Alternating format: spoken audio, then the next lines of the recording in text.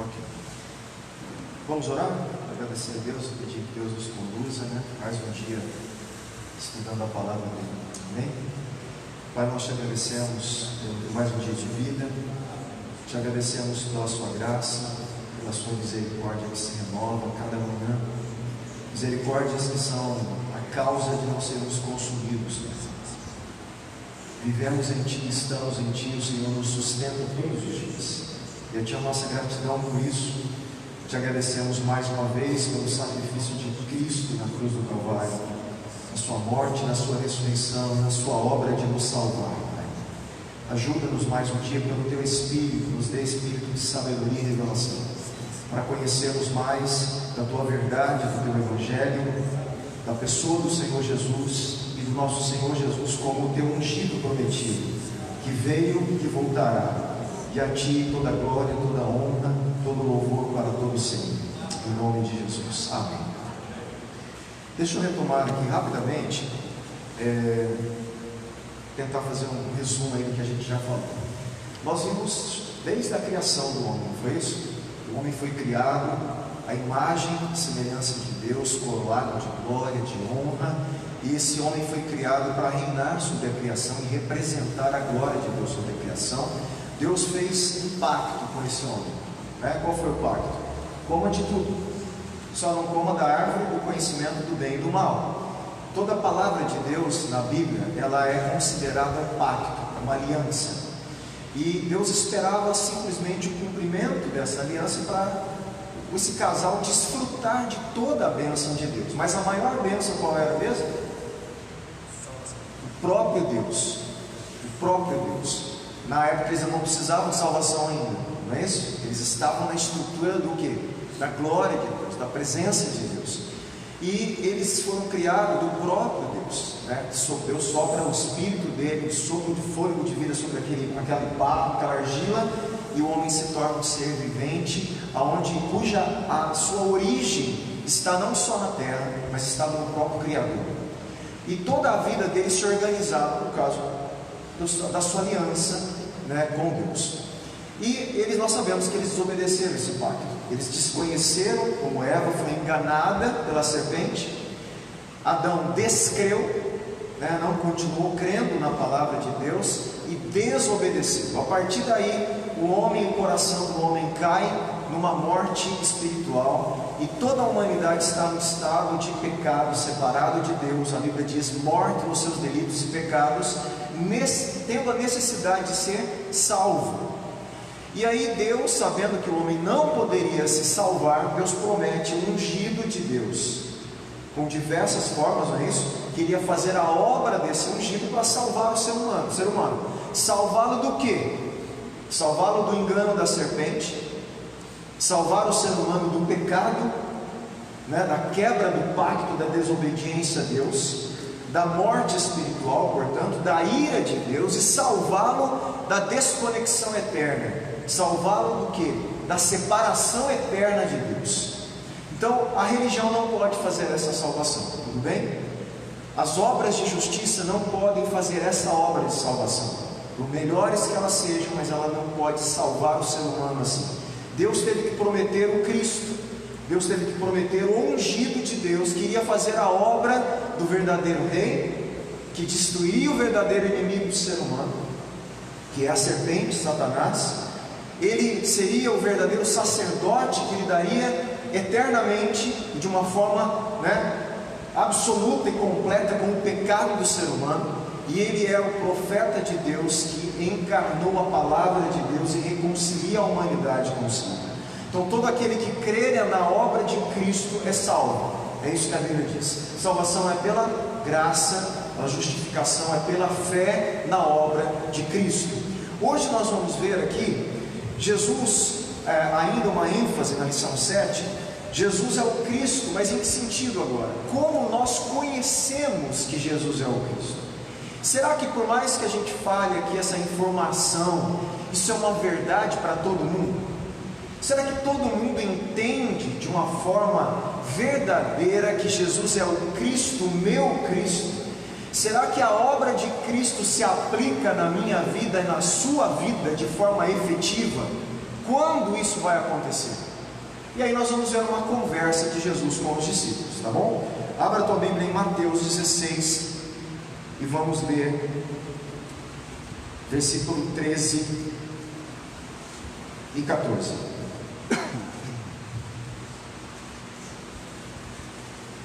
Mateus 16, 13 e 14. Quem achou aí, dá um amém para eu saber. Ninguém ainda? Não achou, mais amém, né? Eu vou ler. 13 diz assim: chegando Jesus à região de Cesaré de Filipe, perguntou aos seus discípulos: quem os outros dizem que o Filho do Homem é? Quem é o Filho do Homem? Ele mesmo. Ele está perguntando assim: quem que estão dizendo por aí que eu sou? Né? Qual que é o burburinho? Qual que é a fofoca aí na sociedade? Né? O que estão falando que eu sou? Como as pessoas me identificam? Jesus queria saber, ele queria entender como as pessoas estavam vendo o Filho do Homem, entendendo quem ele era.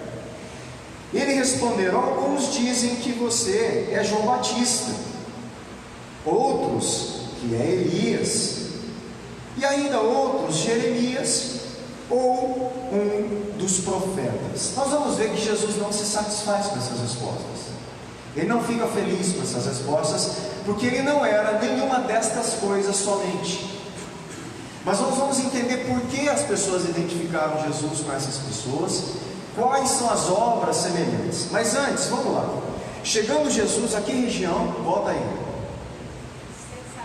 Fala comigo. Cesaré de Filipe. Essa região, gente, que tem esse nome, Cesaré de Filipe, era uma região que fazia parte da terra prometida. Era uma região que era para ser conhecida como a terra do povo de Deus, que adorava ao Deus verdadeiro, ao Deus da aliança, do pacto, da comunidade da aliança.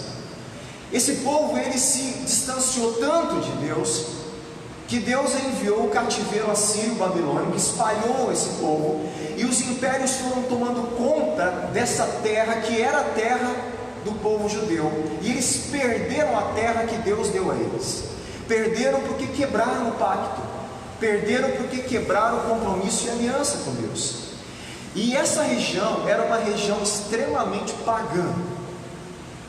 Eu só vou mostrar isso para você entender o estado que Israel, que a terra de Israel e algumas regiões se tornaram tão distantes de Deus, que essa região era conhecida como Panias, ou Pânias, não sei o acento, dedicada ao deus Pan. O deus Pan era um deus que recebia sacrifícios humanos, aonde tinha, em nome do culto ao deus Pan, sacrifício de mulheres, estupro de mulheres, como sacrifício, como rituais. Esse Deus requeria muitas coisas, era um lugar extremamente pagão, como eu disse. Tinha-se na época, nessa região, uma rocha enorme, na frente da rocha, assim, para você ter uma ideia, a porta de uma caverna, quase a altura ali daquele ventilador, só a porta da caverna. E a caverna, aquela porta enorme, e a rocha numa estrutura enorme, onde aquela caverna representava o lugar de habitação dos deuses. Era um marco então de um paganismo extremo. Jesus estava levando os seus discípulos num lugar pagão, aonde aquela porta era chamada porta do inferno, porta do Hades. Pelo que aconteciam ali, era considerado, e os judeus, por mais que crescem em Deus, não queriam passar no lugar, porque era um lugar temeroso, terrível. Para você ter uma ideia, a palavra pânico vem do deus Pan, da palavra grega, pânico, porque aquilo que Deus Pan produzia na época, produzia medo em algumas situações das pessoas se achegar ao lugar que ele dominava e habitava aqueles lugares. Esse lugar foi piorando a tal ponto que um imperador dá esse lugar como governo a Herodes, um deles. Herodes então dá ao seu filho chamado Filipe. E Filipe nomeia Panias, agora, Cesareia de Filipe, em homenagem a ele próprio e em homenagem a César, ao imperador. Então, um lugar que era para ser chamado lugar da aliança de Deus, o lugar da terra do povo de Deus, foi chamado terra de Pan. Depois, em homenagem a Filipe, a César, virou uma Cesareia de Filipe, um lugar onde tinha apostasia, distanciamento. E Jesus leva os discípulos para ter essa conversa lá, num lugar onde ninguém queria estar do povo de Deus. Jesus vai lá na porta do Hades para simbolizar o que ele queria ensinar, e numa monstruosa rocha onde estava construído esses templos. Olha o paralelo e as figuras que Jesus começa a usar. E ele pergunta então assim, lá naquela Cesareia de Filipe: quem os outros dizem que o Filho do Homem é? Eles responderam: alguns dizem que é João Batista. Jesus, alguns estão falando que o Senhor é João Batista. Por que as pessoas identificaram Jesus como João Batista? Quem lembra qual era a mensagem de João Batista? Arrependei-vos. Que tipo de arrependimento? Ele pregava contra o quê? Que tipo de pecado? Pecado ético, moral, certo? Pecados de roubo, o soldado que ia roubar o outro lá, o publicano que estava coletando impostos, você não pode cobrar mais do que é justo. Pecado, éticos e morais, questões sociais. Então olha só, a pregação de João Batista, ele pregava duramente contra o pecado, uma mensagem de arrependimento dos pecados éticos e morais. Lucas 3, não vou ler, quem quiser anotar, de 11 a 14, ele fala para a multidão cuidar dos necessitados. Então João Batista falava assim: pare de deixar os necessitados de vocês, cuidem deles, se arrependam. Olha só a estrutura, o que? Social. O que mais que ele falava ao publicano? Para não cobrar mais do que é correto. Ao soldado ele falava para não praticar extorsão, nem acusar falsamente, e se contentar com o próprio salário. E ele confrontou o pecado do governador Herodes, porque Herodes pegou a mulher do irmão, e ele afronta Herodes e fala para ele que ele estava fazendo coisa errada, e por causa disso ele perde a cabeça. Vão decapitar João Batista. Então ele era um homem importante, ele preparou o caminho do Senhor.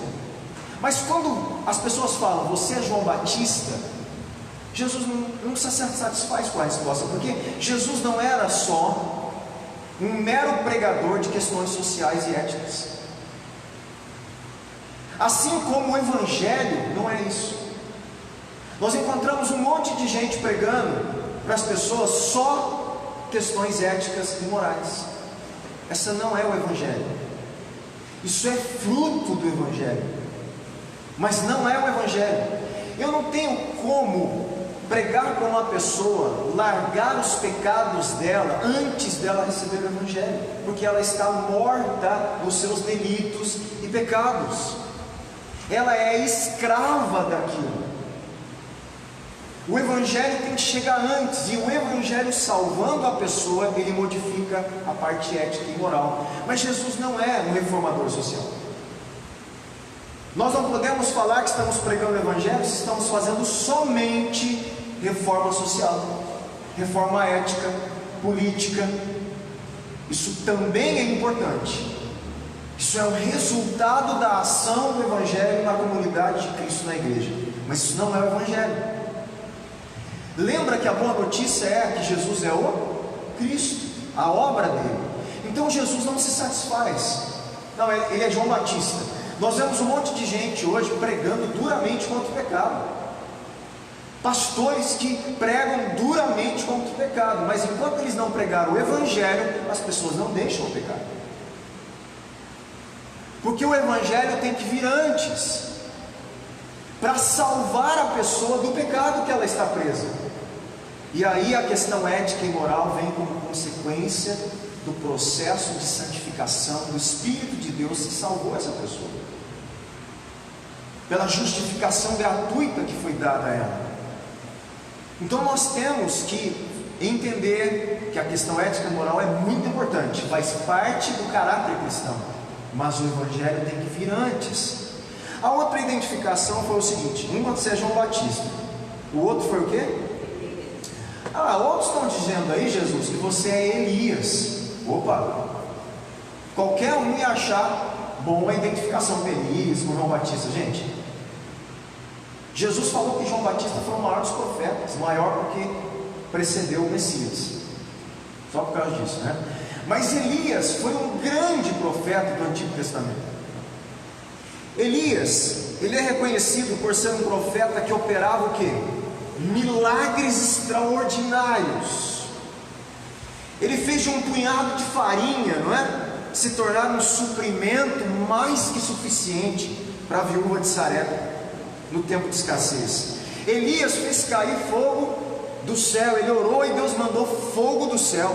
Ele venceu o desafio contra profetas de Baal e outros profetas, 850 profetas. Elias, com a voz dele, falou: não vai chover, e parou de chover. Depois, quando ele disse vai chover, depois de 3 anos, chove. Elias é conhecido como um homem de poder de Deus, de muito milagre, de muitos sinais, de muito poder, ao ponto dele ressuscitar uma criança, o filho de uma mulher. Não é viúva, eu coloquei ainda viúva, mas não é, tá? Foi anotado em Sky, uma mulher que ela não tinha filho, e Elias falou que ia ter filho. Nasce o filho dessa mulher, o filho morre, e Elias o quê? Ressuscita o filho dessa mulher.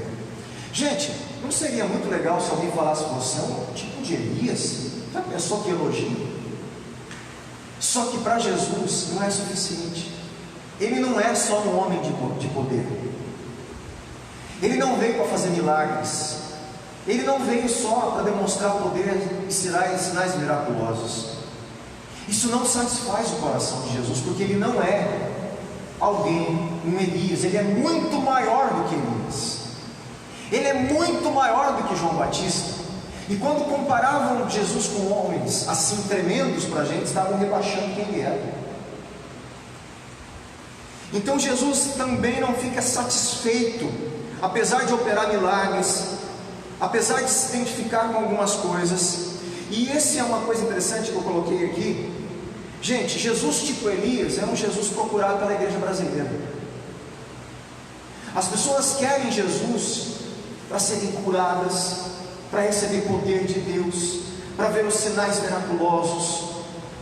E Jesus não veio para isso, apesar de fazer tudo isso, apesar de ter o poder. Por que eles identificaram Jesus como Elias? Porque Jesus curava, fazia sinais, ressuscitou os mortos, andou sobre as águas. Mas ele não veio para isso. Isso era tudo testemunho do que ele veio fazer e de quem ele era.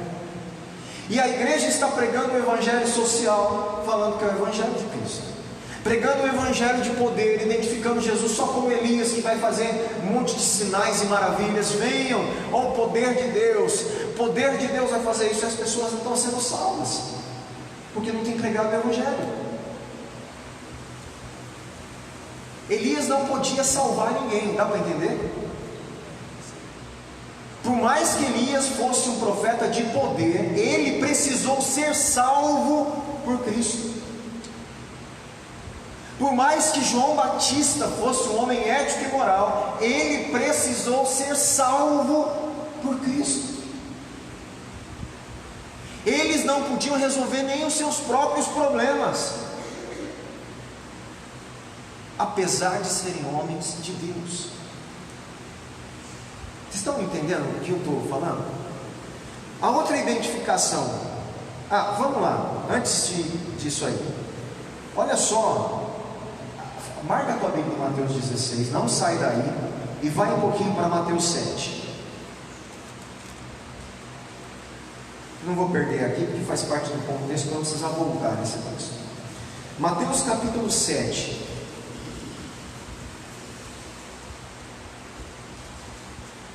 Quem achou, dá um amém. Amém. Que bom. Versículo 21 diz assim: olha é Jesus que está falando, tudo bem? Essas são palavras de Jesus. Ele fala assim: nem todo aquele que me diz Senhor, Senhor, entrará no reino dos céus. Então tem um monte de gente que ele falou, que fica falando que eu sou Senhor, Senhor, que me chama de Deus, me chama de Senhor, mas não vai entrar no reino dos céus. Mas por quê?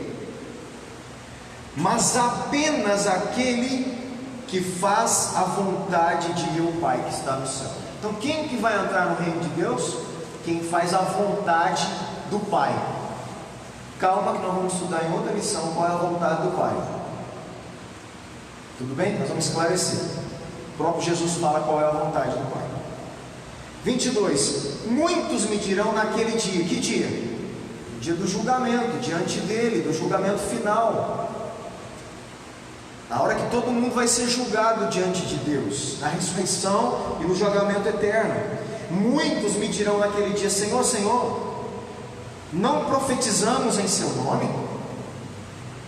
Em teu nome não expulsamos demônios? Não realizamos muitos milagres? Então eu lhes direi claramente: nunca os conheci. Afastem-se de mim, vocês que praticam o mal.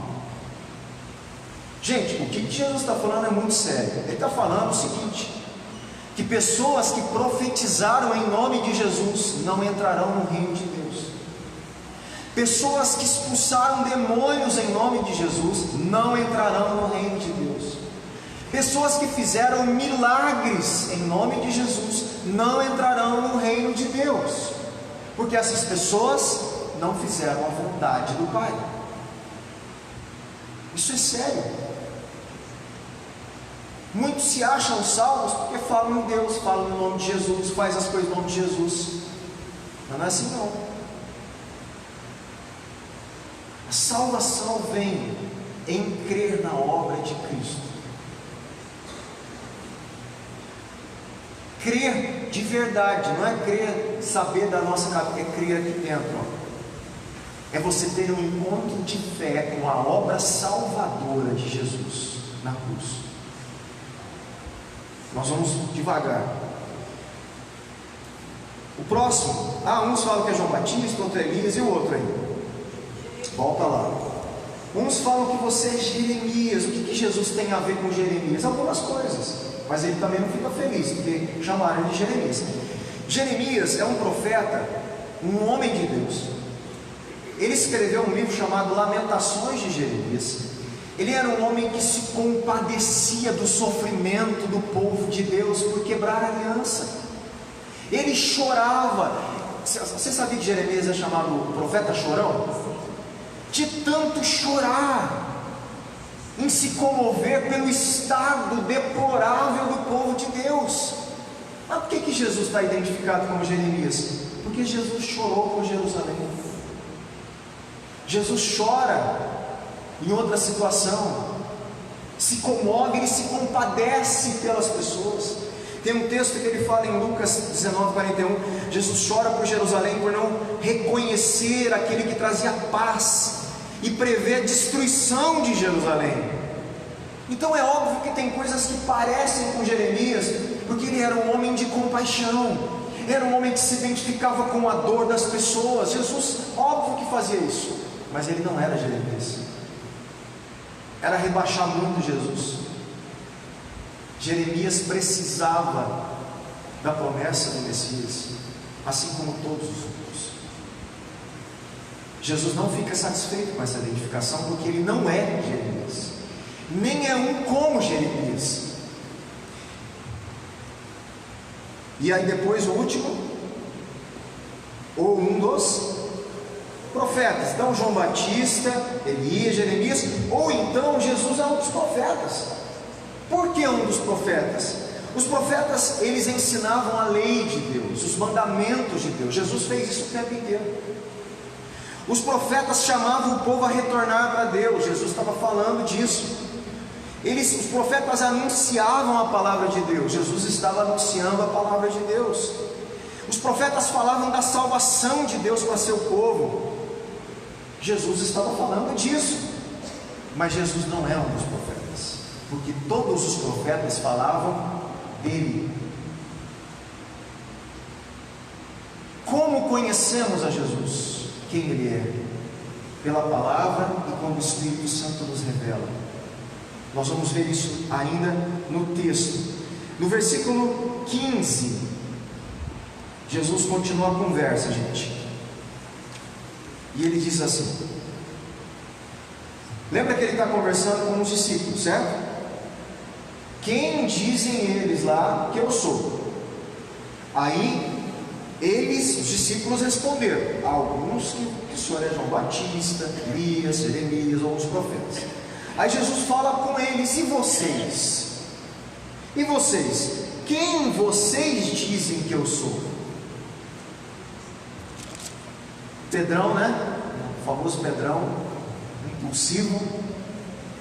Dessa vez, uma impulsividade vinda do próprio Deus, graças a Deus. Simão Pedro respondeu: Tu és o Cristo, o Filho do Deus vivo. Olha a resposta de Jesus: Feliz é você, filho de Jonas. Olha a satisfação de Jesus surgindo. Algumas traduções falam que bem-aventurado és tu. Encheu de alegria o coração de Jesus, ao ponto de Jesus abençoar Pedro. Feliz é você, filho de Jonas. Por quê? Porque isto não foi revelado a você por carne ou sangue. Isso não veio da tua estrutura humana. O que é revelação? Apocalipto. A palavra apocalipto, da onde vem o livro de Apocalipse, é uma palavra grega que significa revelação. Apocalipto é quando eu tiro o véu ou o lenço de algo que estava sendo tampado e não dava para se ver porque tinha alguma coisa cobrindo. Quando eu tiro, eu descortino, eu estou revelando algo que estava por trás. Apocalipto, ele está falando: isso está sendo revelado, descortinado para você, não é pelo seu poder humano de entendimento, mas pelo quê? Mas por meu Pai que está nos céus. Preste bem atenção no que eu vou dizer. Só podemos crer que Jesus é o Cristo, Filho de Deus, profundamente, quando os nossos olhos forem abertos por Deus, do jeito que Pedro fez. Uma pessoa pode ouvir o Evangelho uma vez e os olhos dela se abrirem para a obra de Cristo. A pessoa pode ouvir o Evangelho centenas de vezes e os olhos dela, apesar dela decorar toda a mensagem, está fechado. Nós temos uma coisa a fazer então: clamar por misericórdia, porque não depende de nós, depende de nós pregar o verdadeiro Evangelho. O abrir dos olhos é uma obra do Espírito Santo de Deus, do Pai, não é uma obra nossa. Por isso não adianta você ficar discutindo com ninguém.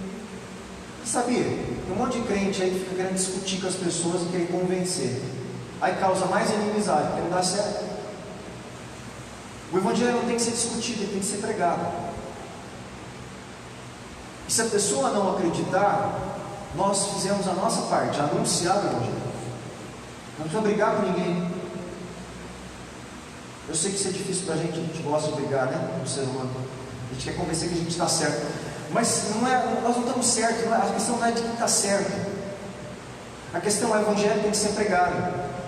E o Evangelho diz que Jesus veio para alguns que a crer nele não vai perecer, outros não vão crer e vão ser condenados.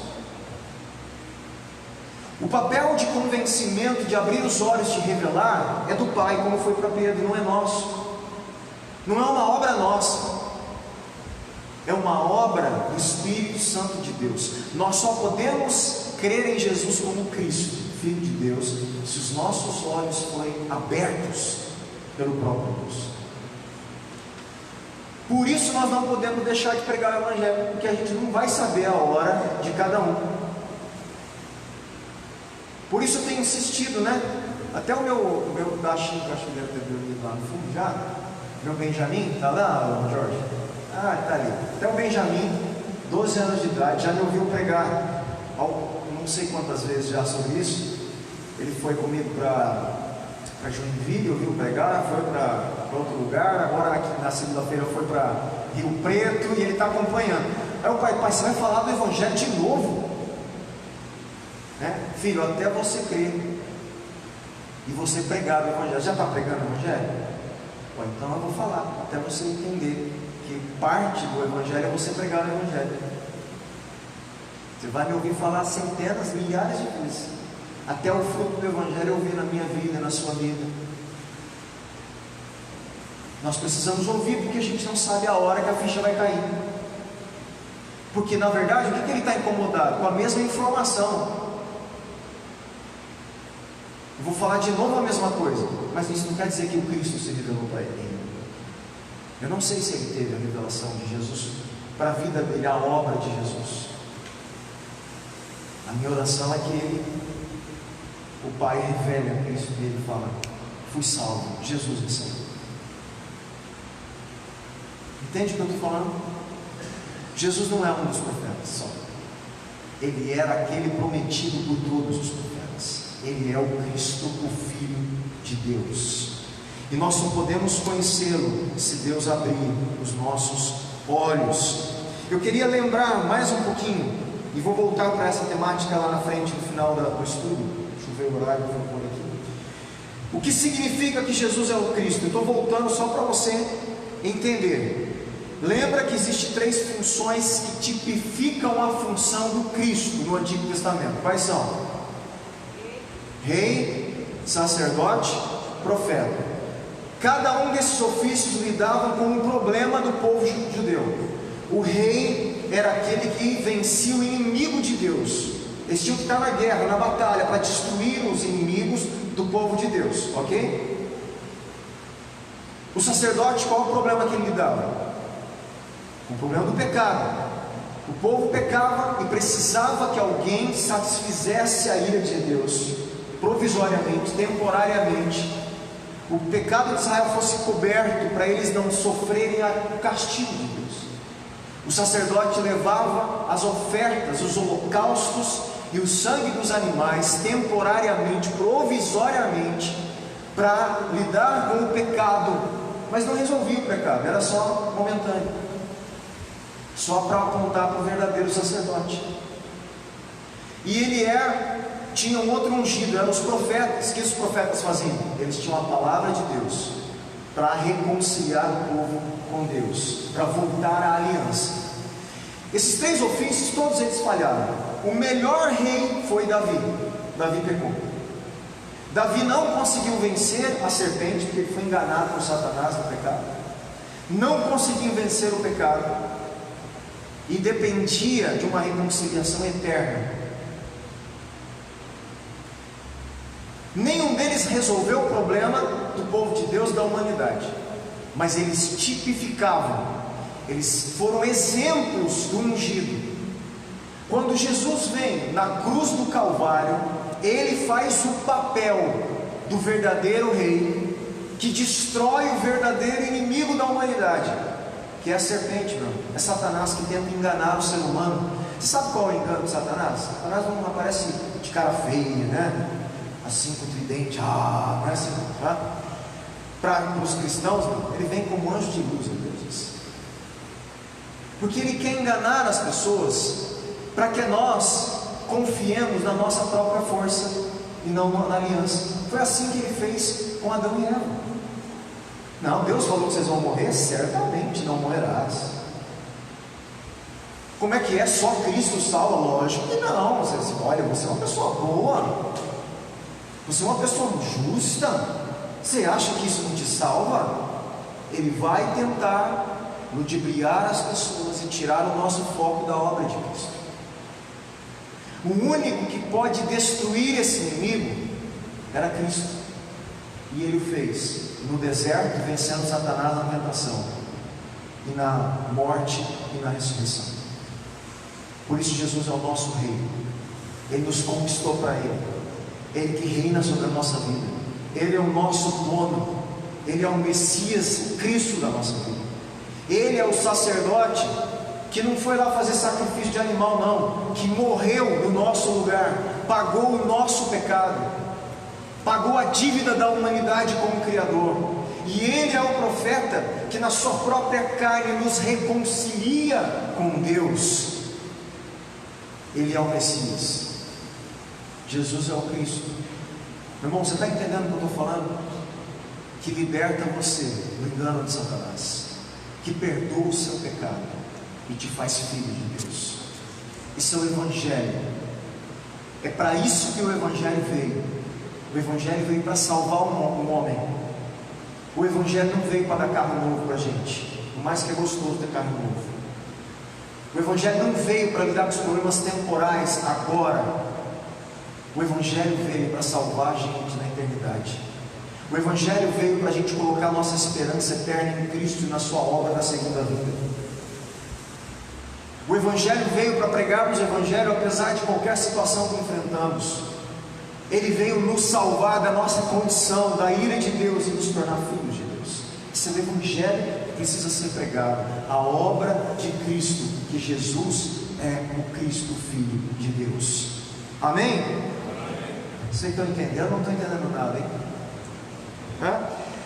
Não precisa abrir. Colossenses 2, 13 a 15 diz assim: quando vocês estavam mortos em pecados e na incircuncisão da sua carne, Deus os vivificou juntamente com Cristo.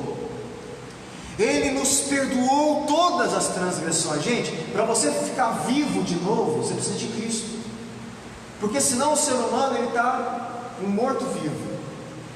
Ele vive, mas o sentido da existência não existe. Por isso tem um monte de gente querendo terminar suas vidas. Não há sentido de vida, não há vida. Existe sem vida, existe morto espiritualmente. Não basta existir, você tem que viver. E para viver, nós temos que voltar ao Criador. E para voltar ao Criador, alguém precisa perdoar o nosso pecado, porque o nosso pecado nos separa de Deus. E quem perdoou foi Cristo na cruz do Calvário. E ainda no 4: e cancelou a dívida. Tinha um escrito de dívida contra nós. E Ele cancelou o escrito de dívida que consiste em ordenanças e que nos era contrária.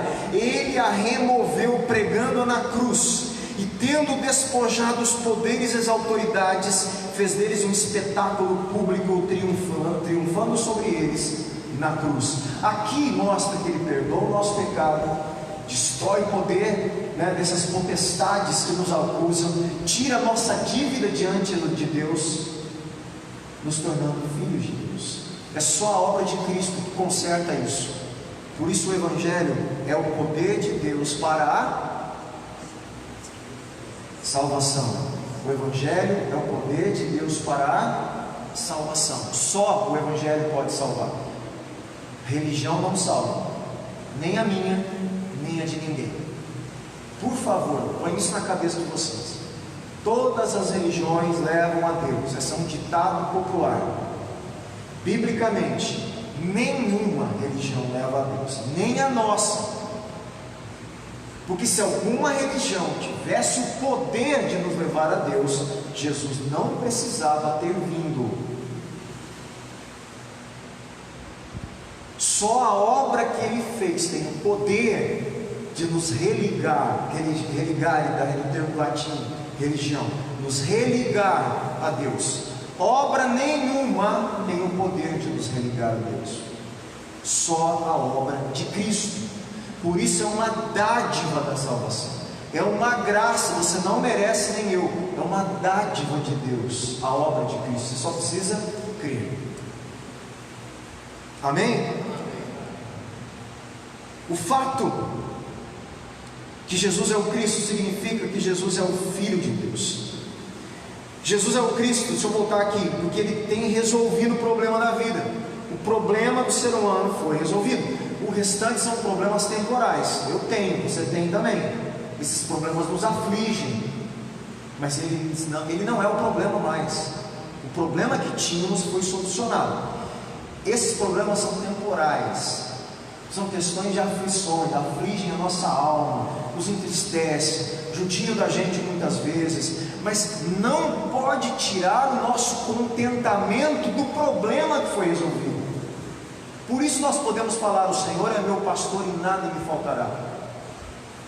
Porque apesar do vale da sombra da morte, Ele é o meu pastor, e nada me faltará, porque eu estou com Ele, e porque Ele está comigo. Gente, nós precisamos crer nisso de verdade. Não pode ser uma fala nossa de crente religioso. Nós precisamos crer na obra de Cristo. Ou cremos de verdade que o nosso problema fundamental está solucionado, ou a gente não entendeu a obra de Cristo. Nós precisamos crer de verdade que Ele fez. Ele gritou lá na cruz: está consumado. Está ou não está? Para aquele que crê, sim. Para o que não crê, não está.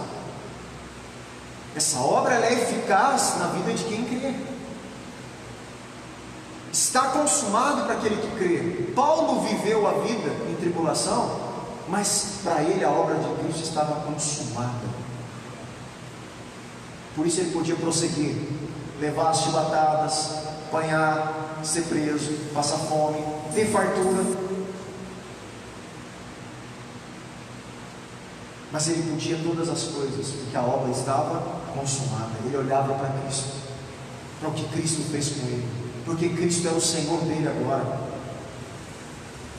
É essa vida que é o Evangelho, não tem outro Evangelho, meu irmão. Esse é o Evangelho que a Bíblia está mostrando para a gente tem que viver, e pregar, e anunciar a obra de Cristo. Jesus foi concebido pelo Espírito Santo, nasceu de uma virgem, não tinha pecado, não poderia ter pecado. Para solucionar o problema do pecado, alguém tinha que vir, e esse alguém nasceu sem a natureza pecaminosa do homem, como fruto de uma ação do próprio Deus, que gerou esse fruto no ventre de uma mulher, e ele foi considerado Filho de Deus.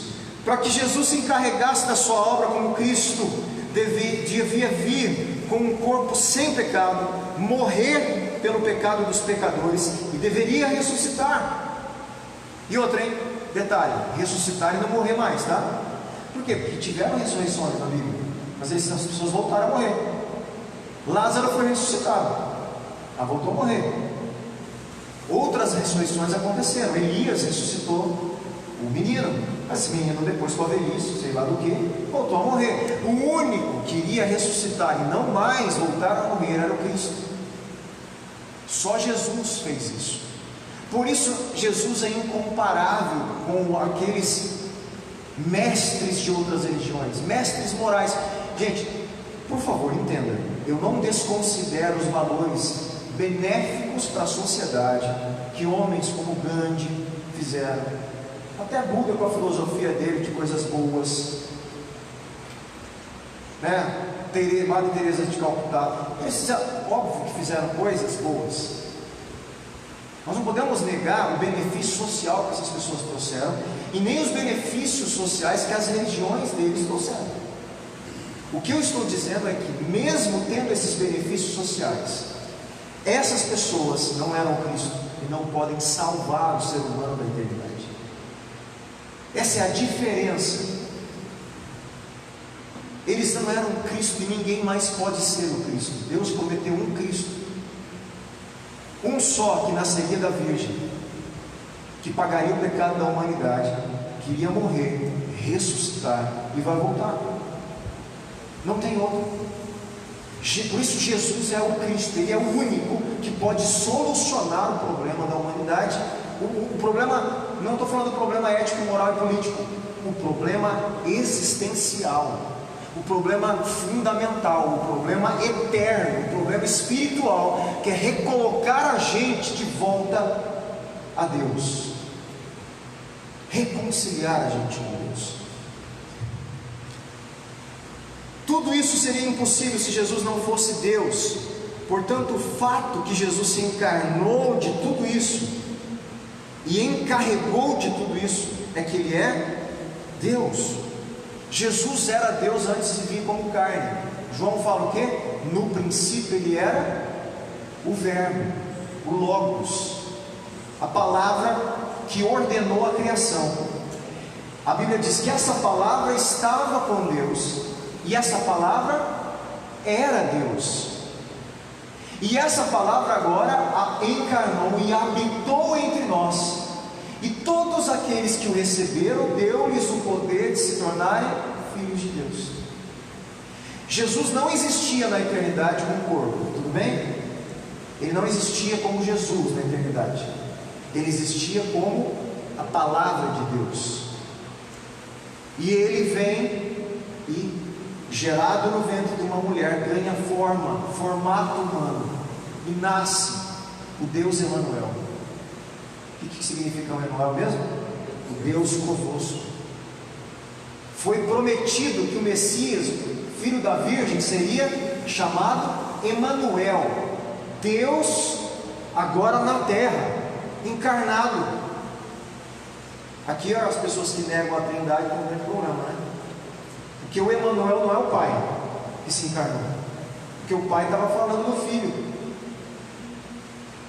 Ele é o Filho, a palavra é o Deus Emanuel, o Deus entre nós. E quando ele vai ser batizado, o Pai fala do Deus Emanuel: este é o meu Filho amado, em quem eu tenho prazer. E aí o Espírito Santo, que é a outra pessoa, desce sobre o Filho. Nosso Deus é triuno, é um Deus em essência, em substância. Vamos estudar lá na teologia depois sobre a Trindade, como a gente entender esse mistério, apesar de não ser muito fácil, né? A gente vai estudar. Jesus é o Cristo, meu irmão. Esse é o pacto, esse é o Evangelho, a nova aliança prometida por Deus através dos profetas. O Antigo Testamento inteiro, o foco central dele é prometer o Cristo que viria, o Messias, ou Cristo ungido. Lembra que é tudo a mesma coisa, tá? Tudo a mesma função. O Antigo Testamento está sempre prometendo o Messias. Eu vou prometer o descendente da mulher, o descendente de Abraão, o descendente de Davi, o filho do homem, o servo sofredor, o que justificaria muito, aquele que ia nascer de uma virgem. Tudo está falando de quem? Do Messias.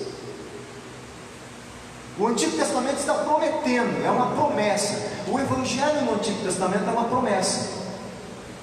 No Novo, ele veio, é a boa notícia. Ele se encarnou, ele chegou. Então a Bíblia inteira, ela tem um foco central, que é Cristo. Por isso a Bíblia é cristocêntrica. Por isso a Bíblia tem que ser cristocêntrica. A Bíblia não, ela é, nós precisamos ser. A igreja tem que ser cristocêntrica. Então, o Antigo Testamento, ele fala do Messias que há de vir. O Novo, o Messias que veio e que voltará. É disso que se dá a comunidade de Cristo, que nós temos que crer. A ceia não é disso que fala. Fazer isso em memória de mim, até que eu volte. A ceia é a figura da mesa que fala da obra do Cristo e da sua volta. É a comunhão do corpo com a obra de Cristo, isso é a ceia.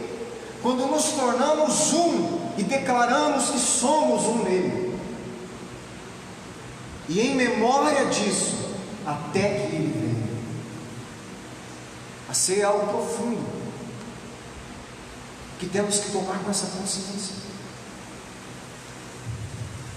Temos que crer no Cristo, no que Cristo fez, crer que Ele voltará e obedecer o pacto que Ele nos deu. Você sabe qual foi o pacto que Ele nos deu? Testificar dele a todas as nações. Nós temos um pacto. O que é um pacto mesmo? É um mandamento, uma palavra. O pacto com Adão e Eva era o que? Não coma de todas as árvores, mas não coma da árvore do conhecimento do bem e do mal. Qual que é o pacto da nova aliança? Pregar o Evangelho e fazer discípulos, sejam minhas testemunhas até os confins da terra. Nós precisamos crer nisso e cumprir o nosso pacto. Por isso não é uma opção, meu irmão, pregar o Evangelho. Para alguns isso é uma má notícia, mas não pode ser. Por tudo que Ele nos fez, Ele é o nosso Senhor agora, e nós temos que obedecer o mandamento dele, de pregar o Evangelho e fazer discípulos. Como nós queremos ver toda a comunidade de Penápolis, a igreja, vamos começar daqui, né? Ministério Fonte de Vida, pregando o Evangelho, fazendo discípulos, e pregando o Evangelho afiadinho, né? Com exatidão, sem ficar prometendo nada, né, para os outros aí que Deus não prometeu, pregando a salvação que as pessoas estão precisando, pregando a reconciliação do ser humano com Deus, aonde Deus vai preencher a existência do ser humano. Só Ele pode fazer isso. Amém? Mais uns minutinhos. Atos 5:42 diz assim: todos os dias, esse versículo você já decorou? Vamos decorar ele? Atos 5:42, todos os dias, no templo e de casa em casa, não deixavam de ensinar e proclamar que Jesus é o Cristo. Quantos dias a igreja fazia? Repetiram? Todos os dias. Essa era a missão deles. Eles viviam, eles respiravam o Evangelho. Olha só que interessante, se você quiser por curiosidade anotar, essa palavrinha proclamar aí é uma conjugação de um verbo grego que é evangelizo, de onde vem a palavra evangelho. Lá no grego está escrito assim, quando ele fala proclamar, ensinar e proclamar, a palavra é evangelizomenoi, seria uma declinação verbal, uma conjugação de um verbo evangelizo. Se fosse traduzido ao pé da letra para a nossa Bíblia, teria que ser traduzido assim: evangelizo menoi, ou evangelizo, evangelion, é boa notícia. Então, se evangelho é boa notícia, o que significa evangelizo menoi no pé da letra, se fosse traduzido? Eu vou ler para vocês assim: todos os dias, no templo, de casa em casa, não deixavam de ensinar e proclamar a boa notícia que Jesus é o Cristo, o Evangelho. Evangelizomenoi, anunciar o Evangelho, anunciar a boa notícia de que Jesus é o Cristo. Essa é a boa notícia que a igreja constantemente no livro de Atos estava anunciando. E esse é um Evangelho que nós já vimos, só pode ser recebido por revelação. Precisa ser revelado a nós. Eu vou ler alguns versículos. Vocês me permitem não precisar abrir por causa do tempo? O último eu quero para encerrar, que vocês abram. Mas mais um pouquinho da atenção. Em Mateus 11:27 diz assim: todas as coisas, Jesus está falando, todas as coisas me foram entregues por meu Pai. Ninguém conhece o Filho é Ele, certo? Ninguém conhece o Filho a não ser o Pai, e ninguém conhece o Pai a não ser o Filho, e aqueles a quem o Filho o quiser revelar. Então, quem conhece o Pai? Só o Filho, e aqueles que o Filho quiser revelar ao Pai, esses conhecem. Aí no texto, nós vamos cair na questão teológica, nós vamos ver o seguinte: o que eu quero dizer? Que o ato de conhecer a revelação de Deus e de Cristo tem algo que tem que acontecer da parte de Deus, que tem que abrir os nossos olhos, para a gente enxergar. Porque a Bíblia diz que o Deus desse século cegou o entendimento dos incrédulos, para que não lhes resplandeça a luz do Evangelho da glória de Cristo. Ninguém pode ver o Evangelho porque está todo mundo cego. Para a gente enxergar o Evangelho, o que é o Evangelho? Que Jesus fez a obra do Cristo. Esse é o Evangelho. Para eu enxergar essa obra e crer, meus olhos têm que ser abertos, os olhos do entendimento. E eu não consigo abrir os meus olhos. Preciso da graça de Deus. Abre os meus olhos, Pai. Me permita ver o Evangelho. Nós precisamos orar isso, gente, de coração. Não quero só receber informação na cabeça. Eu quero ver o Evangelho. Eu quero entender a obra para a minha vida. Em Lucas 10, 22, todas as coisas me foram... É o mesmo texto, está repetido, vou pular. É a mesma coisa. Romanos 16, 26, mas agora revelado e dado a conhecer pelas escrituras proféticas, por ordem do Deus eterno, para que todas as nações venham a crer nele e a obedecer. Novamente o Evangelho tem que ser revelado e dado a conhecer pelas escrituras, para que venham a crer nele. Gálatas 1,12, Paulo fala que não recebeu o Evangelho de pessoa nenhuma, nem lhe foi ensinado, pelo contrário, eu recebi de Jesus Cristo por revelação. Tudo bem que Paulo tem algo peculiar ao apostolado dele, mas segue um padrão. O Evangelho tem que ser revelado. Aqui obviamente foi revelado diretamente do próprio Jesus Cristo para ele. Tem uma peculiaridade aí. Gálatas 3:23, antes que viesse essa fé é que? Em Cristo, o Evangelho, estávamos sob a custódia da lei, nela encerrados, até que a fé que haveria de vir fosse revelada. A fé que nós temos tem que ser revelada, o Evangelho tem que ser revelado, Cristo tem que ser revelado, o Pai tem que ser revelado pelo Filho. Não é esforço mental humano. Por isso nós precisamos pregar o Evangelho e pedir a graça de Deus sobre as pessoas, sobre as nossas vidas, para que os nossos olhos sejam abertos, sem merecermos, tá? Pela graça de Deus.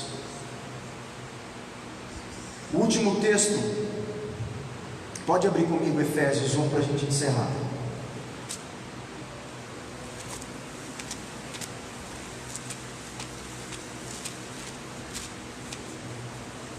Efésios capítulo 1.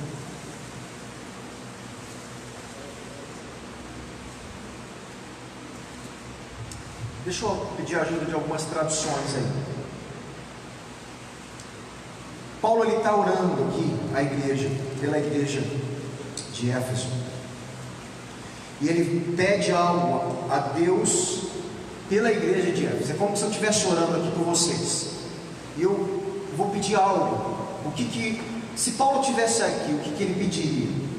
Provavelmente algumas coisas que ele pediu nas cartas, e essa foi uma coisa que Paulo pediu a Deus que desse à igreja de Éfeso. Peço que o Deus de nosso Senhor Jesus Cristo, o glorioso Pai, lhes dê um monte de riquezas materiais. Está escrito aí? Está escrito aí? Um monte de coisa temporal e passageira que vocês estão pedindo para fazer as suas regalias terrenas. Meu irmão, não é isso que Paulo pede. E raramente Paulo pede isso, para não falar nunca.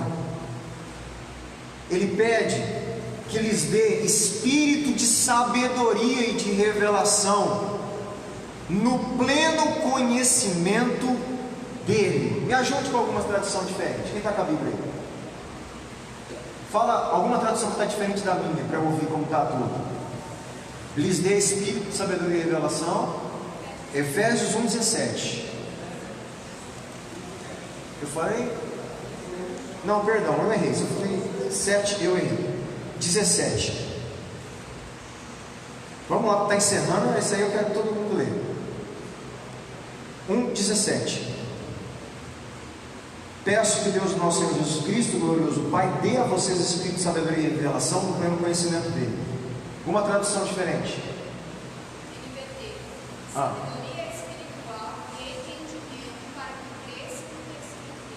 Para isso, vamos lá.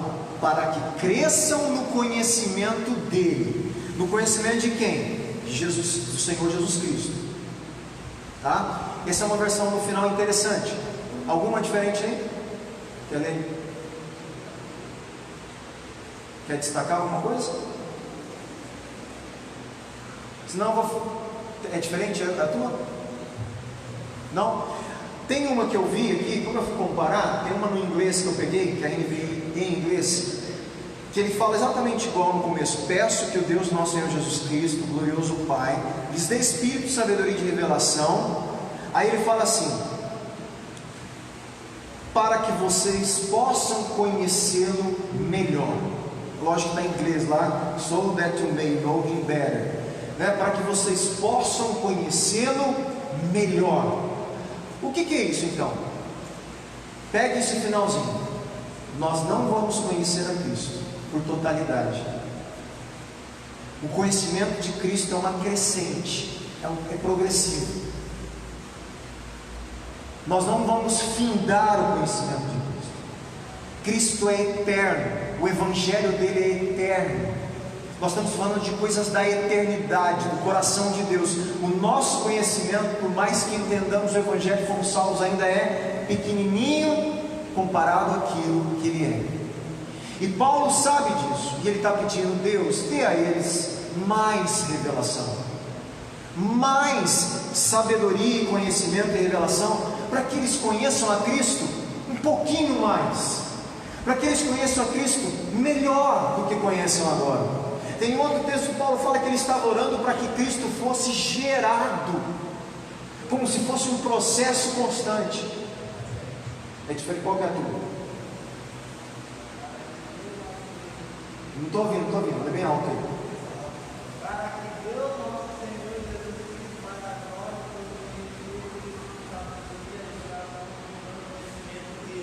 para o conhecimento dele, né? Então Paulo, lega bem alto aí.